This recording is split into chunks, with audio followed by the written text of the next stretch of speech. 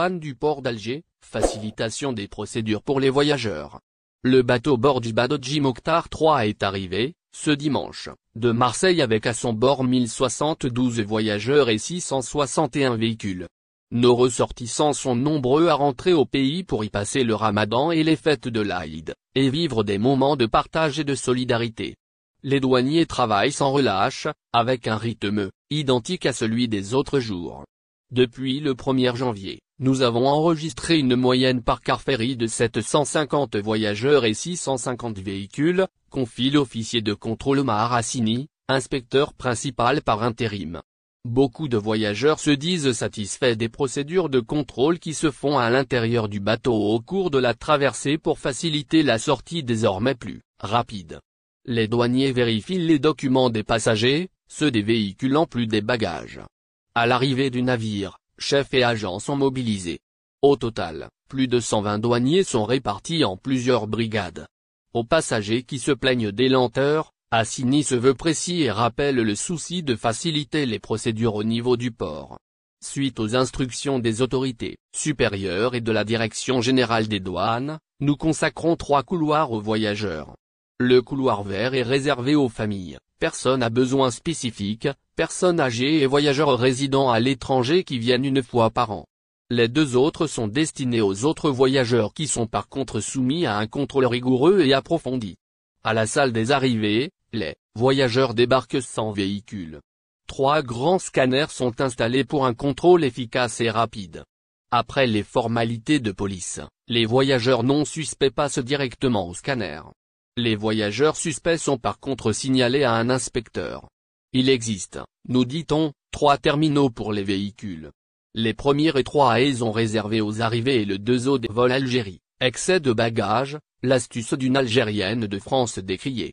La question de l'excédent de bagages sur les vols vers l'Algérie est une source de stress pour de nombreux voyageurs. Le coût des kilos supplémentaires peut rapidement devenir un gouffre financier.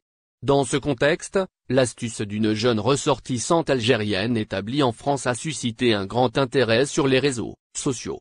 Cependant, cette astuce a également été critiquée pour des raisons de sécurité et d'éthique. D'une part, il est vrai que l'utilisation d'un oreiller pour transporter des vêtements supplémentaires peut sembler une solution astucieuse pour éviter les frais supplémentaires de bagages. Cependant, cette astuce comporte également des risques. En effet, en plaçant des vêtements lourds dans un oreiller, il est possible que celui-ci se déchire ou se déforme pendant le vol, ce qui peut entraîner une perte de contenu ou une détérioration des objets à l'intérieur. De plus, en surchargeant un oreiller avec des vêtements lourds, il est possible que cela crée un déséquilibre dans la soute de l'avion, ce qui peut potentiellement causer des problèmes de sécurité. D'autre part, l'astuce de la jeune fille a également été critiquée pour des raisons d'éthique. En effet, certaines personnes estiment que cette astuce est considérée comme un vol, puisque les passagers paient un tarif pour une certaine quantité de bagages, et ne devraient pas utiliser des astuces pour transporter plus de bagages que prévu. Cela peut être considéré comme une tricherie ou une violation de la réglementation, car les compagnies aériennes doivent respecter les règles et les normes de sécurité en matière de transport de bagages. Cette astuce a donc valu à la jeune fille d'acerbes critiques. Si tout le monde procède ainsi, les avions risquent de faire des crashs, a réagi une jeune fille. Prenez ce qu'il faut et puis c'est tout. Ainsi, vous n'aurez pas d'excès de bagages, a conseillé un jeune homme. Cela constitue un danger pour les autres passagers, mais aussi c'est du volume, c'est un péché, a commenté un internaute. En fin de compte, il est important de rappeler que les astuces de voyage doivent être utilisées avec précaution et bon sens. Les passagers ne doivent pas utiliser des astuces qui peuvent mettre en danger leur sécurité ou celle des autres passagers. En outre, les astuces de voyage ne doivent pas être utilisées pour éviter de payer des frais de bagages, car cela peut être considéré comme une forme de supporter algérien et bornier à Lyon. L'État ne sera pas condamné. L'accident a eu lieu dans la soirée du 19 juillet 2019 quand des milliers, voire des dizaines de milliers d'Algériens, ont déferlé sur les villes françaises pour célébrer la victoire de l'équipe d'Algérie en finale de la Coupe d'Afrique des Nations qu'en 2019, face à la redoutable sélection du Sénégal. Sofiane faisait partie des centaines de personnes sorties fêter le sacre africain des Fennecs dans la ville de Lyon. En fait, Durant cette soirée de liesse, Sofiane, un jeune supporter de 20 ans, a reçu un projectile en plein visage, et ce, sur le quai Gaëton de la ville d'Egon. Le jeune homme finira par perdre son œil, après avoir été grièvement blessé par le projectile dont la nature n'est toujours pas déterminée, par l'enquête diligentée par l'Inspection générale de la police nationale, IGPN. Mais Sofiane était persuadé que c'est un tir de LBD lanceur de balles de défense qui l'avait éborgné, une arme sublétale proche de la mort utilisant un projectile conçu pour se déformer ou s'écraser à l'impact et limiter le risque de pénétration dans un corps. Il demanda que l'État soit condamné dans cette affaire, et réclamait le versement de 105 000 € au titre du préjudice subi.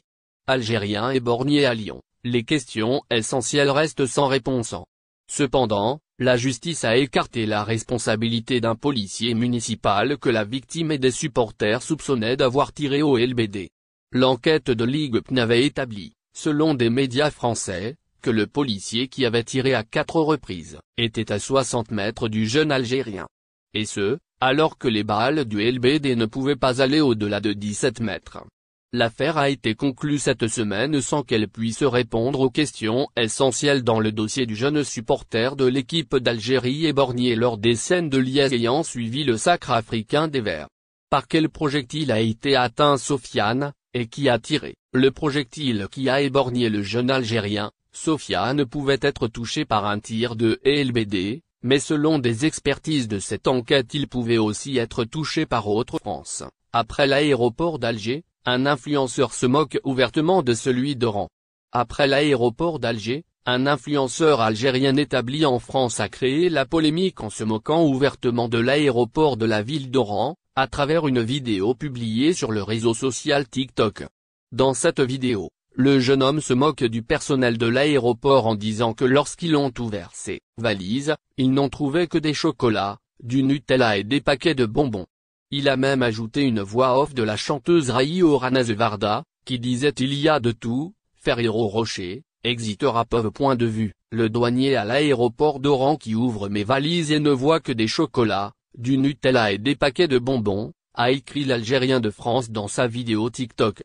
Tout cela pour dire que certaines personnes exerçant au niveau de l'enceinte aéroportuaire oranaise fouillent et volent des objets appartenant aux voyageurs. N'oubliez pas, abonnez-vous à notre chaîne Olive News et activez les notifications pour recevoir nos publications en temps réel.